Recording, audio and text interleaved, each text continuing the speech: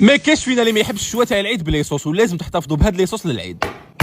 السلام عليكم، وكيما والفتو غانو ما يخطيكمش قبل العيد درت لكم هاد لي صوص ساهلين الخفاف اللي ديروهم النهار الاول تاع العيد مع الشوا، ساهلين مهلين وبنتهم كي العاده الهبل. الحاجه الاولى اللي نخدموا لا باز تاع كامل لي صوص واللي هي المايونيز. في طاس تاع الميكسور درت كاس تاع 250 ملل تاع الزيت، زدت معاه سنه تاع الثوم، ملعقه صغيره تاع لا موطارد، مغرف كبيره تاع الخل ما تكونش معمره مليح، وعصره تكون مليحه تاع هنا نروح نجيب حبه تاع البيض تكون درجه حراره الغرفه، الملح على حسب الكو تاعكم، ونجيب الميكسور تاعي نبدا من تحت نخلط ونبدا نطلع حتى وين تحصلوا على هذا القوام اللي يكون ثقيل بهذه الطريقه. وهذه هي المايونيز اللي جامي نبدلها قوامها، شوفوا كش يجي كريمي هايله، لازم تحتفظوا بها النهار. ونروحوا نبداو بلاصوص الاولى اللي تجي حاره، وراح نستخدم فيها الهريسه كالعاده. الهريسه ذات الجوده تاع عمور اللي ضمنها زوج مغارف يكونوا كبار، شوفوا اللون تاعها والقوام تاعها الهايل.